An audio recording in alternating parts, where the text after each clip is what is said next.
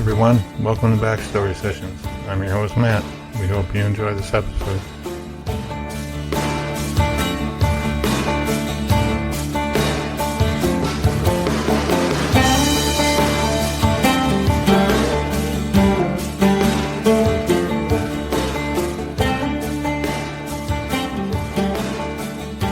Hey everybody, it's Pat, and I want to welcome you to this episode of Backstory Sessions. I'm joined today by my co-host, Matt. Hey, Matt. Hey, Kat. Hey, everyone. How are you? Well, another episode of the Backstory of Love. Yep. Your favorite time of year, or one of your favorite times of year, I guess we figured out last week.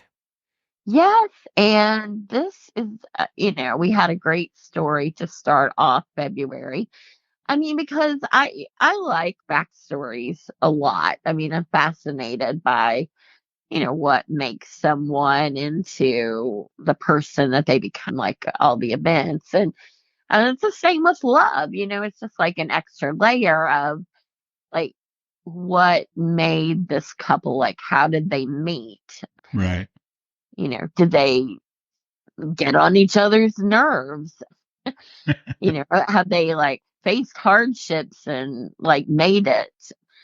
Or did they go separate ways for a bit? Or, just advice they have, things like that Right. are fascinating because everybody has a little different love story. Even people that like were in love once and then they fall out of love, I guess, and find someone else. I mean, it's usually like a different love story. Yeah, that's true. Yeah. So, Taylor Swift song. I slipped that. Yep. I mean, that should get us some listeners, Swifties. Yeah. Mention. But so she's a good example of the songwriter, that writes like many of her songs based on, I guess, her love life or Yeah, breakup life. yeah. I mean, you got to go with what you know, I guess, right? Yeah. Well, I mean, I certainly write enough things about, things of the heart. So I think that whatever people are feeling is certainly going to spill over into their work. And, John Barry, he writes a lot of songs and love songs too. So Your Love Amazes Me. I wondered, like, was that for his wife or? Yeah, I do not know. I know. So that's something I'd like to find out. So that just adds another layer to this month of love, is that it's someone that is a performer and a writer. And, so that'd be a great question to find out. Like, do they have a song even? Right. We'll have to ask him that. Yeah. And then, And, I did score like all three answers to the candy question last week. Yes, so. you did. But I have some new facts about Valentine's Day if you want to go through them. Oh my gosh. Well, I'm not holding out much hope on me this week, but I'll do my best because I'm fascinated with what you've come up with. All right. Well, I don't know that these are necessarily questions. I might have some, but so every year thousands of people send letters to Juliet from Romeo and Juliet by Shakespeare. And apparently there's in Italy that resulted in the creation of the Juliet Club, which is comprised of volunteers who actually respond to their letters. Kind of interesting. Oh my gosh. Yeah. Do they not know how that story ends? Yeah, I guess that, maybe they've read the play. I don't know, seen the movie. Movies. Well, I mean, so it's like, I guess it's like a Santa Claus for adults or something. Right. But Yeah. I mean, as much of a romantic as I am and have been, I can honestly say I've never thought of writing Dear Juliet. Yeah. Have you? I mean, No. I mean, no, I don't think I would ever do that. So. I mean, what? So Juliet then writes back, like these volunteers or whatever Yes. will send. I mean, does it cost money or? I do not know. It doesn't say anything about that. It just says that people write and they respond. Well, no, like if I could send an email or something, I'd do it just for the heck of it. Like now that you've mentioned it, and then post my response like in the Facebook group. Well, there you go. You can look up the Juliet group in Verona, Italy. That's But now where. I'm not gonna pay money to do it. Just saying that. Okay. So you Also, may or may money for not. a stamp to Yeah. go you know, So you may to or may, Verona. so you may or may not post it in the group. We'll see. I definitely will post it in the group if it's free and I can email and get a response All back. right. There you go. All right. So what group of people get more Valentines than anyone else? I would say that the service people, military, because That is not the correct answer. all right, people in hospital. Nope. It's actually teachers. Aw. Well, I never got that many. Really? Huh. Yeah, Hmm. I know. I mean, Okay. I feel like all my students out there owe me some Valentines this year or something. Mm-hmm. Well, that's a good question. I think I'll post that in the group. But that is interesting. I would have thought like we would send the military. Yeah. That would have been that's probably like number two or number three, I would think. Okay, so it wasn't a bad answer, I don't know that that's true, but I'm just throwing it out there. It probably is. Okay, it's good enough for me. All right. I'm So, probably like half right there. yeah. So, Hallmark, how many different Valentine's Day card designs do you think they print? Oh my goodness, each year, probably I would say there's like 10,000. No, you're way over. Oh, really? Yep. I mean, you gotta remember this is, different designs of cards. It's not like I know, the but I total number of cards that they print.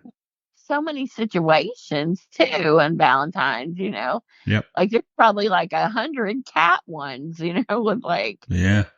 something. So I just thought, okay, all right, then I'm gonna, concentrate. I'm gonna say there's 799. No, there are 1,400. Well, double my answer and you're close. Yep. So There you go. But you would yeah. be over. So sorry. On the Price is Right, if you go over, you don't win. Now I didn't go over You did unless too. You said 799 times two. I, I said if you don't double my. Oh, I see. Okay. All right. Who spends more money on Valentine's Day, men or women?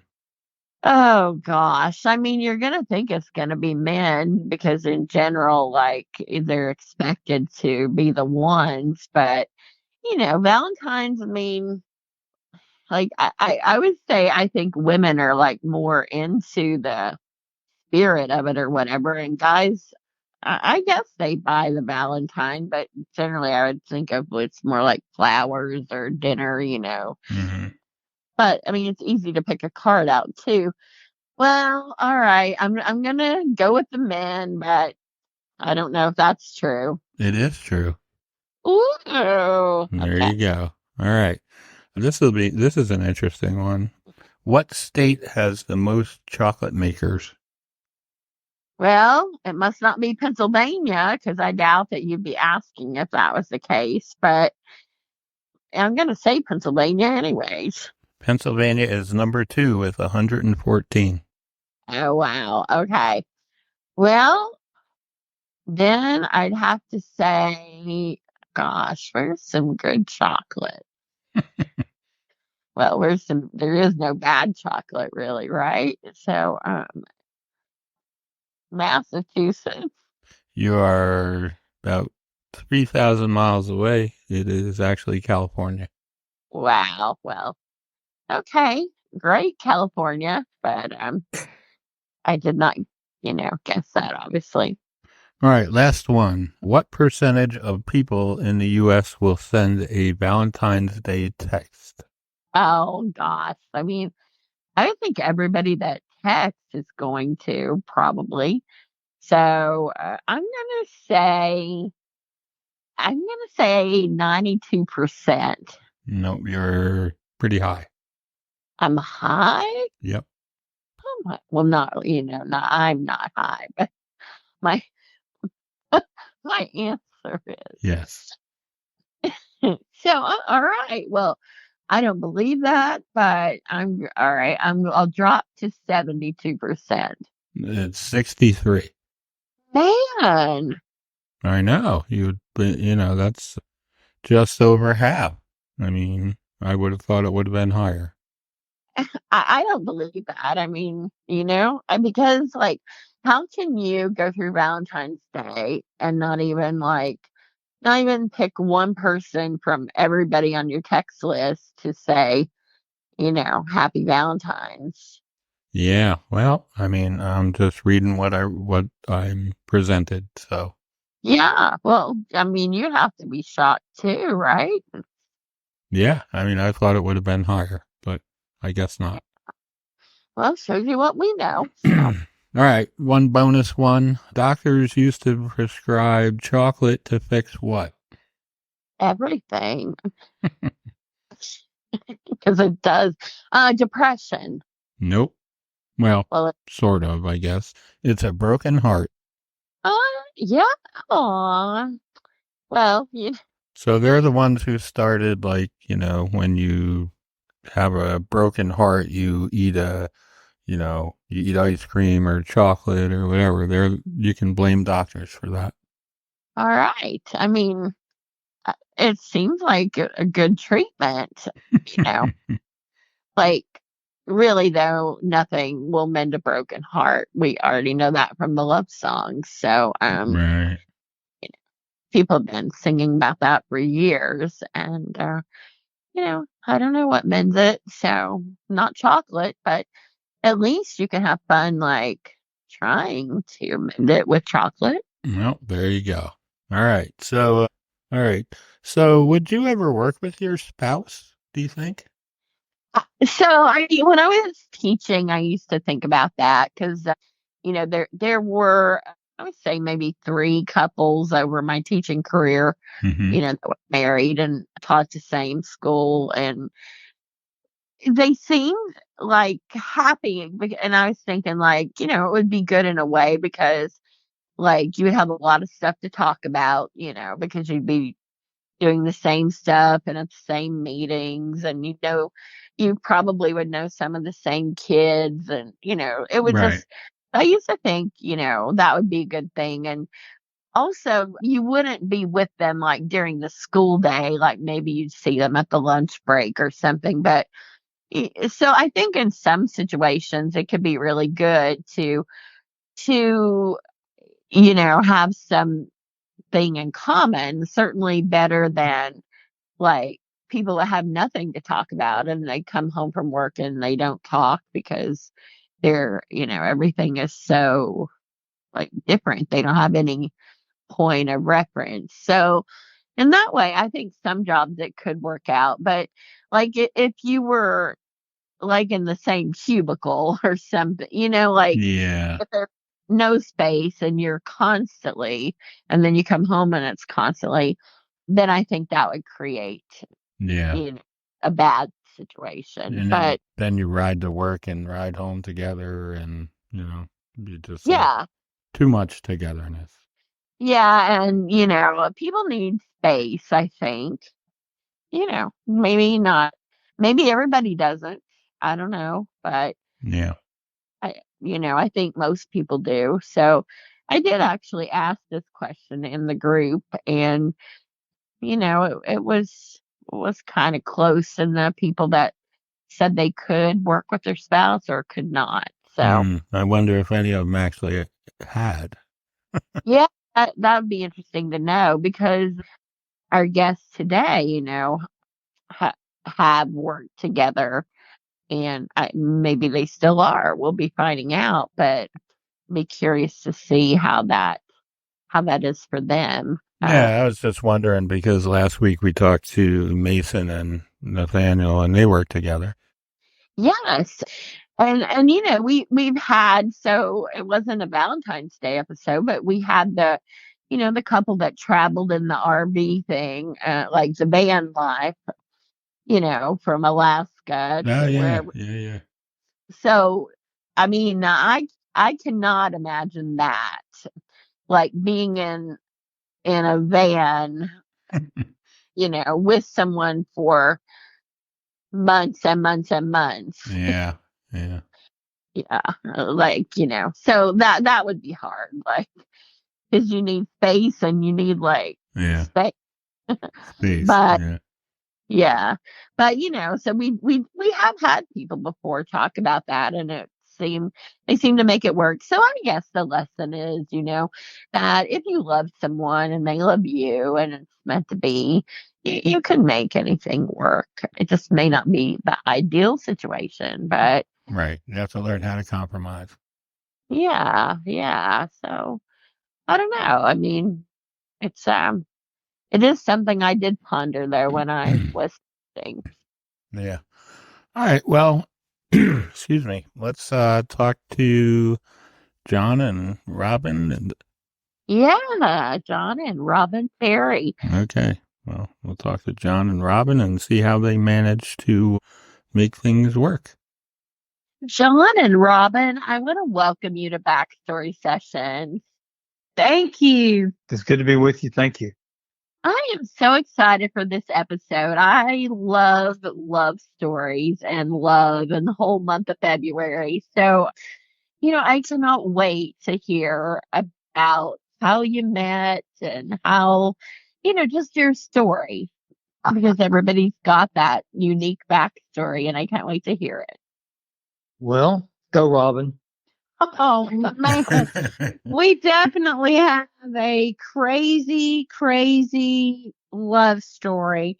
Back in 1984, I was a student at the University of Georgia in Athens, and a friend of mine, we were on a double date, and we went to this little hole in the wall place, and John was playing there with the guy who's still John's bass player, Michael C. Steele. They were doing a little duo thing. And she walked in, and they sat at the table right in front of us. And we're just one of these, what they used to call fern bars, And It was called wrappers because it was in the wrapping department of the old Davison Macy's. What used to be the wrapping department. Yeah, what used to be the wrapping. So it's a very small place, only held about less than 100 people. And so I'm on the little stage there, and these girls come in with their dates. They sit right at the table in front of me, and one of the girls was really doggone pretty, and I was taken, and I played all the appropriate songs to bore those two boys to death, and they went to the back room to shoot pool. And when they did that, we took a break, and I sat down next to that pretty girl, and I promise you, I'm not lying. The very first thing I ever said to her was, "When are we getting married?" Huh. And is that the stupidest thing you've ever heard? That's the worst line ever. And it's like you're talking to the hand. But it was kind of strange for about 3 years. He pursued me, would ask me out, and I was like, man, I was in college, and he was 6 years older. Yes, but at the time that seemed like a lot, didn't it? Yeah.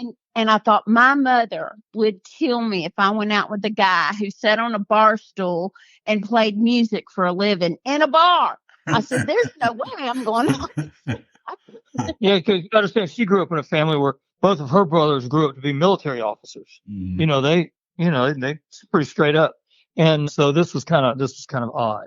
Yeah. But a couple years later, we finally went out on a date, and we had a great time. And I went back to school, and she was done. Yeah, I was like, okay, that's fine. He'd call me Next every single day, sent me flowers once a week. Wow. I came home from college and ready to tell me bye. Him bye. Please leave me alone. Coming home for Christmas break. Yeah, coming on Christmas break. And we went out every single day. And on New Year's Eve, he asked me to marry him. Never said, I love you. Will you date me? He got down on his knee with a ring and proposed. Wow. See it? Wow. Here we are almost 36 years later. Yeah, I proposed with a ring that I told the salesman, I'll be bringing this back. I just get her attention and let her know I'm serious. And we did take it back and had to get a bigger one. It was not nearly the right size stone or clarity for that matter. That's funny. Okay, so I have a lot of questions. Everybody does. Yeah. Okay, so first of all, so the night when you first met her and sat down to talk with her and ask her, about when you're getting married right off.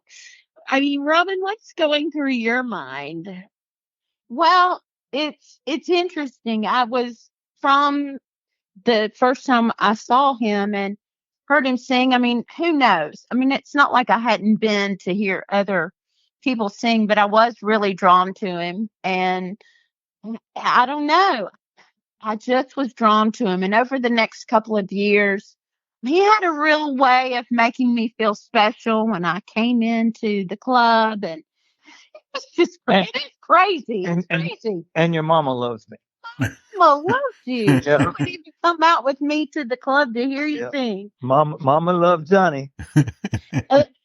But you're on a date with someone else. Yeah, I forgot about that. Yeah, so, he comes back out, I guess, after pool. And, I mean, is that it? For how long until you hear from John again?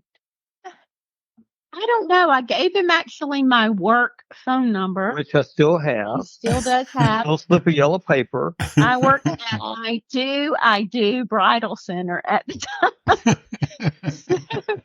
I didn't give him my home number because I figured, he's probably not going to call the bridal shop to speak to me. And lo and behold, he did. He did. So how long after did he call the bridal shop? I don't remember. He was a pretty popular hangout when I was in college. It was like, so I saw him often because it was kind of the thing to do at the time. All the sororities and fraternities would go out to this venue and hear John Barry. And so I would see him quite frequently and he would always stay in touch with me. But the guy drove a van and he lived out in the country. I was scary. In a 12 by 24 storage building. It was not like quite my dream style of living. Let's clarify. I was buying my first 5 acres, which turned into 150 acres. But let's just clarify. But it is scary for a college girl to go out on a date with a guy who lives way out in the country in a shed. So and drives a van. He drives a panel van. Yes. And how do you spell kidnap with a K? Free candy. Robin, what was the ideal guy? Like, before you met John and he I can tell you. become a possibility. Well, I can. I am 6'2", military. I did grow up in a military family, and I also was into sports a lot. My dad played college football. I grew up in a college football town. I was in sports and dated guys that were sports guys. Yeah, and so probably, and people from my church. And so John was none of those things, but I knew he loved the Lord because he had told me a lot of stories about playing music for Young Life and out in Colorado. And we had very similar backgrounds of parents. But no, I think the music thing was really, back in the early 80s, not a lot of people were playing music for a living in bars. Now it's quite common everywhere. But it wasn't quite so common back then. Do you remember Were your? you attracted to him? Like, no, I was really, really drawn to him. There was something that was, I, it was like a magnet that pulled me to him. And he, I mean, to really know John, he is a very kind, humble, quiet person. You Wow. You are. He's a very kind of quiet, and he's not going to be the guy that fills up the room. Needs to have all the attention drawn to himself. And I loved that about him. I loved his quiet demeanor, and I mean his voice really it did captivate me. And but there was more to him than just the that's for sure. Well, I don't know about that. John, did you see yourself that way? Oh, I don't know. Yeah. I I am pretty quiet because I think in my younger days I was very loud, Mm-hmm. and I kind of realized that, and I got quiet. So you But got all that out of your system. yeah, really. Do you remember? Do you remember the first date? Oh yeah, we went to Euro route. Yeah. We know we mark the table every time we go in there. Well, they've closed now, unfortunately. Yeah, but I was so kind of wigged out because here he shows up at the sorority house In a van, in the panel van. blue van, and I keep going back to that. But at 19, it was like, oh my gosh, this is so weird, and I'm going out with a guy who plays music for a living. It wasn't like I was going out with a law student or something. Yeah. It was just a guy who played music and wrote songs. Yeah, pretty crazy. Yeah, sounds crazy. Well, obviously you had fun, and there was date number 2, and There was a date number 2, probably about a year later. Wow. Yeah. Yeah, no, we're not rushing this. Yeah. Yeah. If you ever just think, I'm just gonna give up on this because it seems like, that's a pretty long. Oh yeah. And Yeah, because when we ended up dating that August until I'm sorry, we went out that summer, and then she went back to college in another town about 75 miles away, and then she came, and I kind of drove her crazy while she was there. And then when she came home for Christmas, she was coming home, and her intent was to tell me adios amigos. But then, I mean, when they pulled up with the car, I had gone to her house to meet her and to wait for me. Yeah, and I saw her sitting in the back of the car, and I could see it on her face. As a matter of fact, I got up. I was heading home.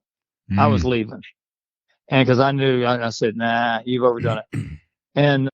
But something happened, and we stayed there, and we ended up going out every night, every day for Christmas break, and it snowed during that time. Big snowstorm in Athens, and all of her sorority girlfriends or cheerleading girlfriends came over, and we had a big time, huge time for days hanging at her mom's house. We all kind of camped out there for a week, and we had a great time. And then it came around New Year's Eve, and what do you do on New Year's Eve but get engaged, or at least attempt? So John, when did you know that you wanted to end up marrying her? I mean, I know you said that in the beginning, but when did you, at that time, when did you decide that I'm going to propose on New Year's Eve? Well, that came around after, once we had been hanging out at Christmas, and it was a great time. It really started to, and since really, when I talked to the sales guy at the jewelry store, I said, "Look, I'm just trying to get her attention. I'll be bringing this back. You did talk to my mama." Yeah, I said, I said, "Do you have a rental ring?" Yeah, but because I said, I'm just trying to get her to make sure she realizes I'm really serious about this. But anyway, so we. I'm going to interject and say, during that 3 years before we actually went out for that 3 weeks, he had a girlfriend, but I would make her so angry when I came into to where he was playing, because she knew that there was some kind of chemistry that we had, and it just infuriated her. Hmm. And so I think people knew, but Yeah. it just took time, didn't it? Yeah. Hmm. So this was quite a story. I guess, John, so you have the girlfriend. Are you feeling guilty at all that you're pursuing somebody else and dating her, or are you honest with her about it, or what? Well, we were sort of by the time we were by the time we got really serious, we had the dating had ended, that relationship had ended. So Yeah. yeah, but yeah. I'm thinking if I'm Robin and you have a girlfriend and you're, saying the marriage thing and all that. Well, that was before the girlfriend. Okay. So that was. Yeah. Once I'd been turned down, I ended up having another girlfriend, but she still keep coming around. I'm like, daggone it, girl. She's killing me. She's killing me here. Couldn't get me out of your mind. Well, I can't get you out of my mind. Do you all have a song? We do have a song. Have I told you lately that I love you? That's it. Told you there's no one else above you. That's our Fill song. my heart with glad. Take away all my sorrow. Ease my troubles, that's what you do. That's our song. Aw. Sweet. So, wow, what a story. Okay, so you finally, get the ring and you go get the right ring and all of that. So how long until the wedding do you plan? Not long enough. I was vying for like November, December, and he and my mom were like, "Oh no, you need to do it right after you graduate." And I'm like, "Fuck, that's 6 months away." July 7th, 1988. You got the wrong. July 9th, I'm sorry. July 9th. July 7th is what I was after. July the 9th is when we got married. So we kind of I said maybe on that New Year's Eve. And I mean, I think I just had to let it sink in that I was going back to school engaged. And so it wasn't official until a few weeks later, but then we got married that July. Till July of 88. What'd you do for a honeymoon? We went to St. Simon's Island, stayed at the King and Prince Hotel. Nice. Yeah. It was a spectacular place. Yeah. We stayed on a cottage right on the beach. Can't beat we that. love St. Simon's Island. We'd retire there. Our daughter got married at the same hotel. Oh, that's awesome. Love that place. It's a really cool. It's on the National Historic Register. Yeah. And it's just an incredible place full of all kinds of history. Yeah. And it's just a walk back in time when you go there. It's really wonderful. And so we love that place. I guess, and so the rest is history, right? Happily ever after, and yeah, no troubles, nothing. No, good. Yeah. If anybody gets married and they think it's going to take their troubles away, they think it. Yeah. When you say those vows, and for better, for worse, and health, and good, all sickness and health and all that. Yeah. Rich and poor. Yeah, she has stood by through a whole lot of health issues and poor issues, and so she's hung on. The whole starving artist thing, I guess. Yeah, the whole starving artist thing. Yeah. Yeah. I've been blessed though. I mean, it wasn't until about 3 years after we were married that I actually started singing with him full time, and it's just turned into a life I could have never imagined. And we get to do this life together. We're together all the time, and it's pretty great. It's not like she goes off and does her job, and I go off and do my job. We get together and have dinner. It's not like that. We work together on the stuff all the time, and sometimes it's great, and sometimes it's not so great. Yeah. We don't always agree. Let's talk about the not so great. So, what is it about each other that irritates you? Go ahead, Rob. You want me to go first? Go first, baby. Okay, I can. Let me get my notepad out. I cannot stand it. We had this conversation 2 nights ago when he brings his phone to bed. because that thing is like, oh, get off the phone. This is like, it took us forever before I would allow us to have a TV in our bedroom. So now you got the TV, you got the phone, and we're just so inundated with all this technology. The times back when you didn't have a TV in the bedroom and you didn't have a cell phone to pick up to read emails or play games or look at social media, I just think that is dangerous territory in the bedroom. I don't think it should be in there. That's why families used to be so huge back in the day. So I bark at him all the time about put that phone down in the bed. All right. So, John, what irritates you about Robin? Oh, well. Wait for this. Probably because she didn't want me to bring the phone to the bedroom. What irritates me about Robin? Come on, spit it out. I know there's something. I can't think of a thing. Oh, good answer. I don't know. Maybe it probably, but it drives me crazy, but it's a good thing.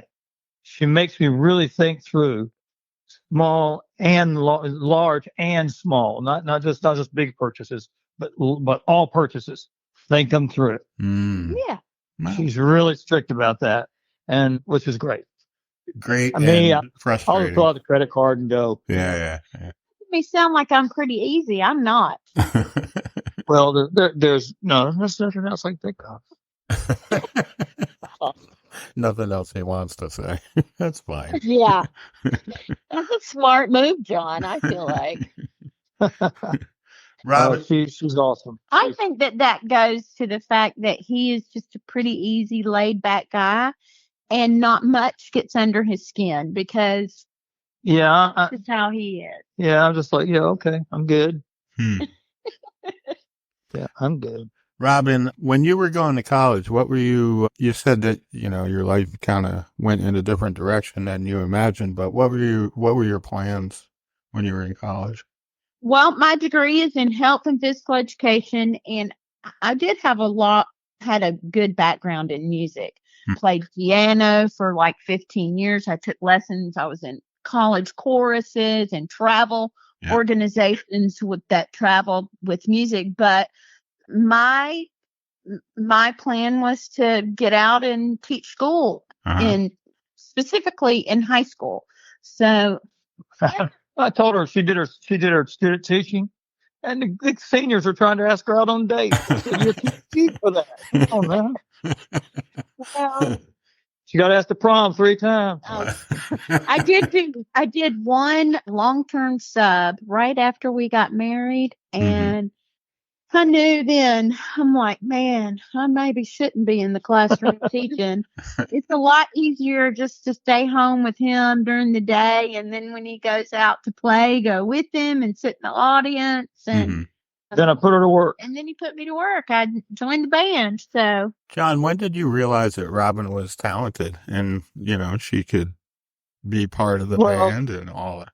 Well, I knew she had all kinds of talent. She's just a talented person. You can just sense it about her. But we had done when we had in the early time when we got married, starting Christmas of '88 after we got married. Our pastor Fred Wowell asked us to do a Christmas program at the church that year, and so Robin and I did it with our sister-in-law Tracy, who's married to Robin's brother, who's a wonderful singer, and the church pianist, Betsy Williams.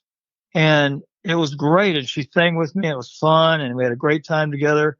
And then I'm not sure if it was that following January, but we did that Christmas show at the church for years. And even after I got a record deal. But were invited to come FFA at the FFA convention at Jekyll Island to sing for this event.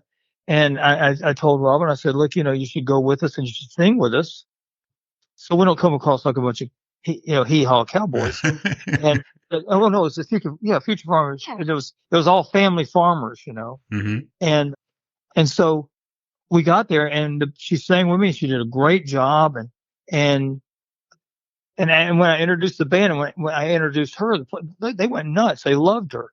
And then I was in Nashville recording some songs for a demo deal with Warner Brothers. Mm-hmm. And Kathy Mattea's husband, John Vesner, produced it. Mm-hmm. Wonderful guy.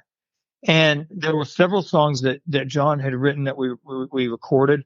And Kathy Mattea did the backup vocals on it for us. Cool. Wow. And it was, and so I learned those songs and started getting on stage and singing just those 5 songs. Yeah, we do those at the clubs in Athens, and it was a lot of fun. And she'd get up and sing those songs. And then a couple of years went by, and when I finally went to Nashville and I did my showcase for Jimmy Bowen at Capitol Records, they got me my record deal.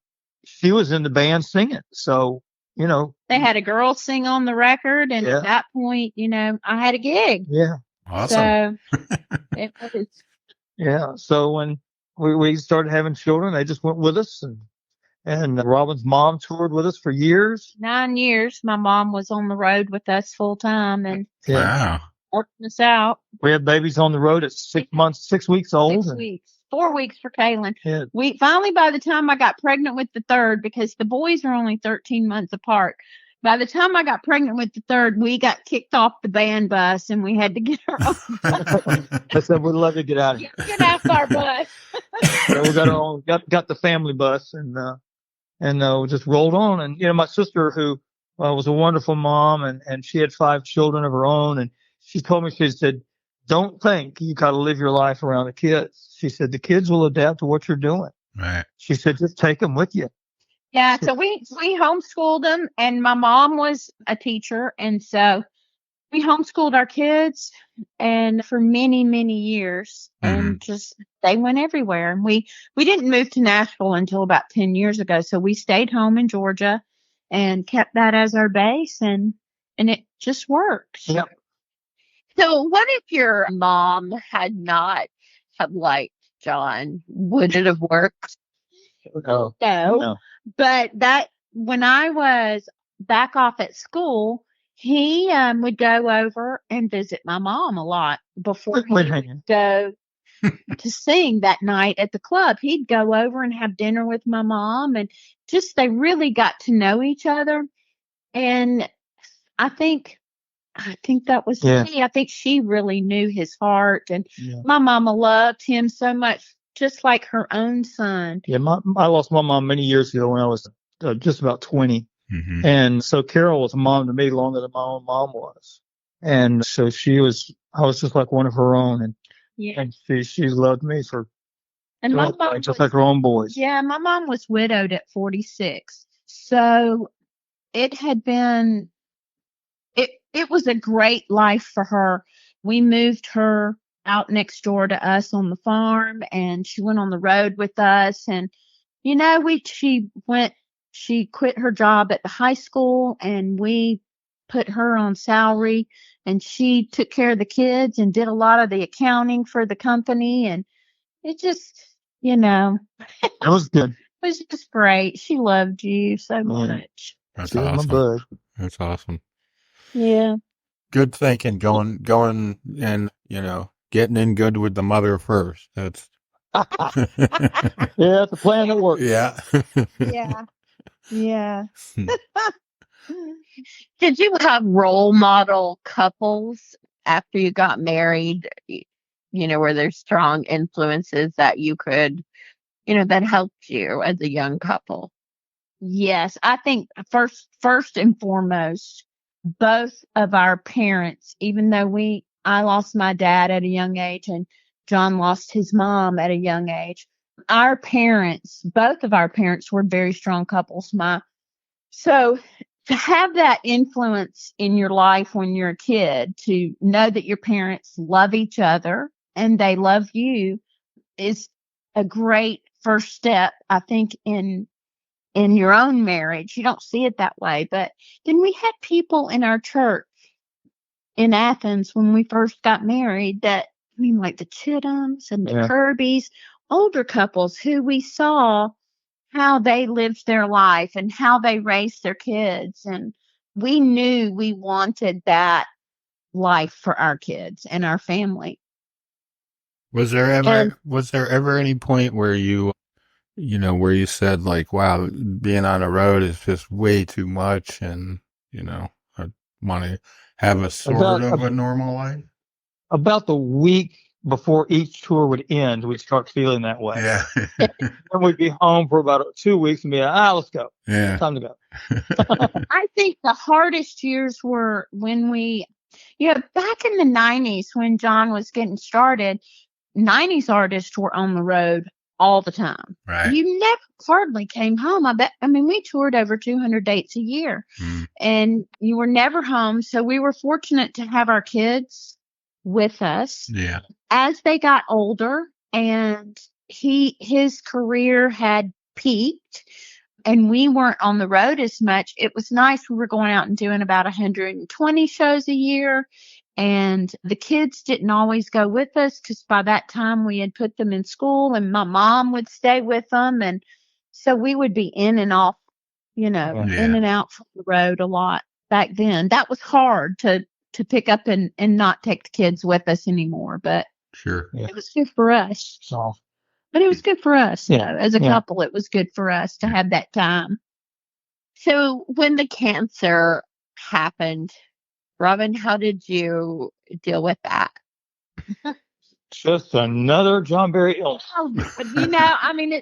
It's kind of been funny. When I met John, he had just come off a cane from when he had a terrible motorcycle accident and broke all these bones in his body. And he had just that week stopped walking with the cane. So, but he was still feeling a lot of the aches and pains. And then after I had our second baby, he collapsed in the hospital. And that was when they had the brain cyst and had to do, take him to Atlanta and do major brain surgery. So we've done that one. And then we've had vocal cord surgery during that. Then we had the cancer. And oddly enough, God is funny because we had just been through this same cancer with our dear, dear friend and John's bass player, Michael C. Steele, had the same cancer 6 months prior to John's diagnosis. So we had just walked the path of the chemo and the radiation and all the side effects with him through this. So we had seen what it had done to him. So I knew this was, I knew in my heart this was not what was going to take John's life. I think the scariest part was how much of it was going to take away from him being able to sing again. And are we going to be having to make a living some other way? Right, yeah. What was going to happen? It was a dark time just because he felt so miserable and the type of cancer that it was. It was a dark time. But I'm a strong person, and I'd like to think that, we just kept fighting through it. You just fight through it. One day at a time. Yeah, pray through it. So why do you both think that, the divorce rate is so high? Why do you think that is? Marriage is hard, but there has to be a faith component to marriage. There has to be, and because without faith and it's not just you and that other person. It's with me and Robin, it's me, Robin, and him. And we made that vow, and really, during the brain issue, probably marriage-wise was the toughest. I was pregnant with our second child, and he, because of the brain tumor, he had gotten very mean. Of course, we didn't know that that's what it was. We thought that it was, I didn't know what was wrong with him. I didn't know if he just was drug, whatever. Drug, whatever. Yeah. He was just very mean, sent us home from the road. So I was sitting at home pregnant, and just while he was out on the road and songs were going up the charts, and it was a very painful, dark time, but I got that chance to really draw close to the Lord. And when you do that, I mean, I knew something he just told me everything was going to be okay. I didn't know how, but when they found him on the floor and they found the thing in his brain and they said that's what's causing him to act this way, I'm like, okay. And when he had surgery, he woke up and he was back to my John. And, you know, he doesn't remember a lot of that and how ugly he was. But it was a really dark time for our marriage. I had a lot of hurts to get over and I was young, but, you know, Yeah, John, you and I have that in common. I actually had a brain tumor as well. Wow. Yeah. did it make you mean and ugly too? You know, it was probably the steroids afterwards that made it that way. Yeah. That can be tough. Yeah. Yeah, I was on it for like a month and a half, I think, after the surgery. But Wow. yeah, it just, you know, it was just a thing. Yeah. So Yeah. So I know social media doesn't come into the bedroom, but we're going to ask you some of these cute little questions to, you know, in the spirit of Valentine's Day. I've seen this on social media a lot. So, you know, which of you is the most impatient? Me. No, I was going to say me because I'm the barky one.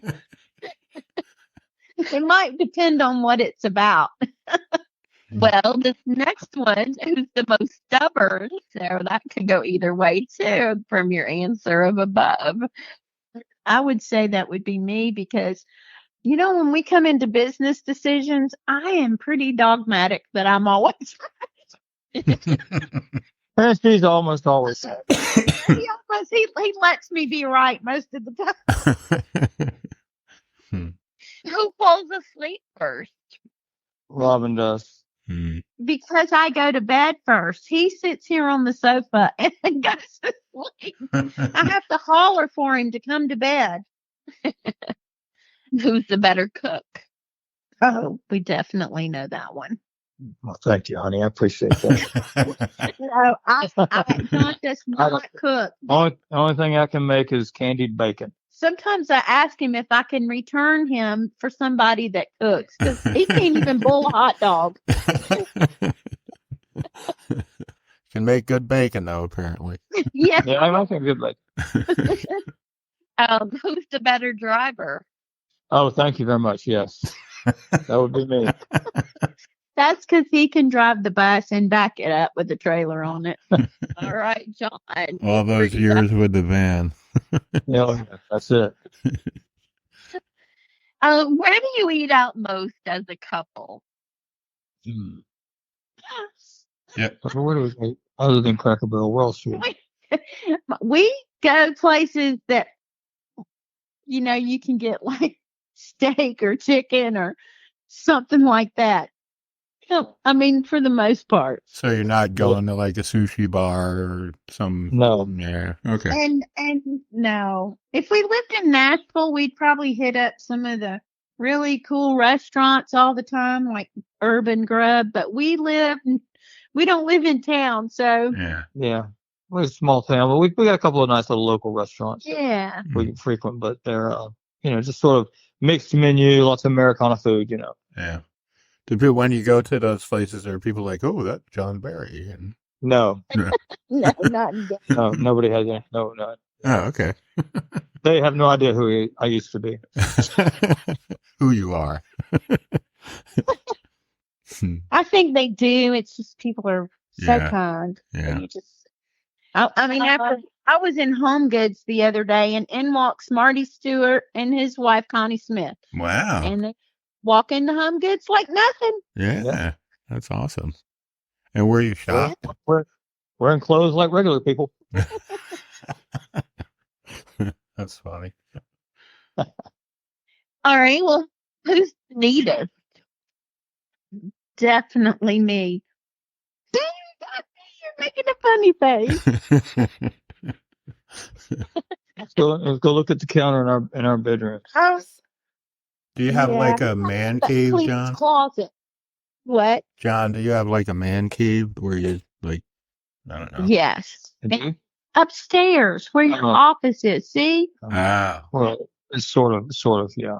It's not really. It's a big bonus room over the garage, and there's like TVs. But I've got one corner of it. I've taken over about half the room. I got my junk all over the place, so guitars and gear and the table's covered in bookkeeping stuff. Yeah. Speaking of which,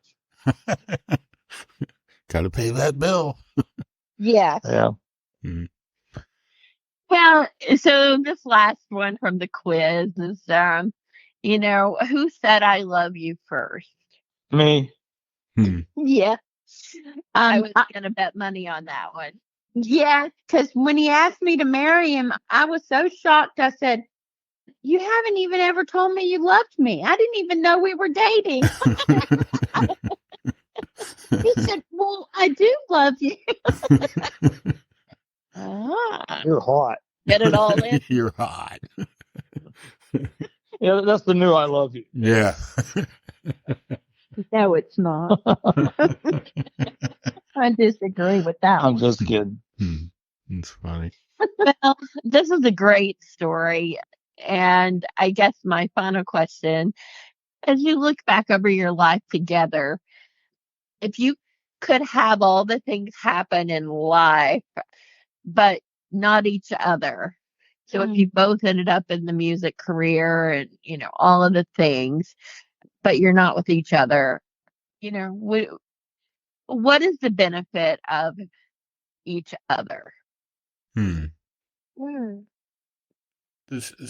I very highly doubt I would not have been musical, but just the fact that we get to do life together, because in the end, we're only here for a little while, and it's how you spend your time here. It's not the music that makes the life. It's us and our kids and our family and what we get to do together and be and yeah. I'd like to say, well, you probably wouldn't have been in the music business. You'd probably be a teacher, because that was your plan, and you'd have been a great teacher. And me, I've probably still been in the music business, but who knows? Without Robin's input and her persistence, that you were more than a club singer. Yeah, I might still be playing clubs in Athens. Joe, I might be playing the VFW tonight. So yes, I think we've brought to the table. Yeah. We have made I don't know how to say it. We've just made a life together. You complete me. Well, doesn't need to be any more said than that. That's right. So what are the Valentine's Day plans? Curious. Do you celebrate that? Is that a big day? A lot of times we're out on the road singing for Valentine's Day. So we usually celebrate that, it seems like, for other people. Yeah, with a paying gig. So what are your it's important to just have Valentine's Day every day. Golly, you got to remind each other all the time that you love each other, and I need that from him, and I think he needs it from me. And it's not a one day a year celebration. It's every day you got to celebrate the love and your story and the path you've walked for the good and the bad. Agreed. Well, thank you. We're going to let you go, but thank you so much for coming on and talking to us and telling us about your meeting. It's a pretty interesting story for sure. Well, I'm glad you enjoyed it. We sure enjoyed the opportunity to speak with both of you, and I hope we'll have a chance to do it again or get a chance to see you. Anytime you guys can come by and talk to us, tell us what you're up to, and we look forward to it. And if you have some photos that you would like us to share with our listeners, send those to Scott or text them or whatever. We'd love to include a few. Okay. Can we text to this number? Yeah. 0491 Yeah, that'd be great. Okay. All right. I'm Well, trying to do that. thank you so much. We really appreciate your Thank time. you. Thank Okay, you. thank y'all. All Have a right. great evening. You too. Take care. Bye-bye. Bye-bye. Bye-bye.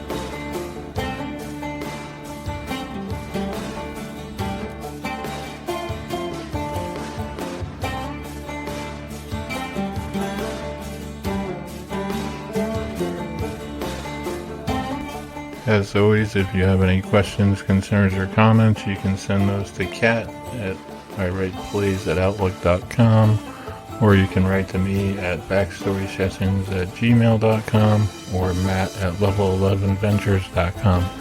Thanks for listening, and we'll talk to you soon. Take care.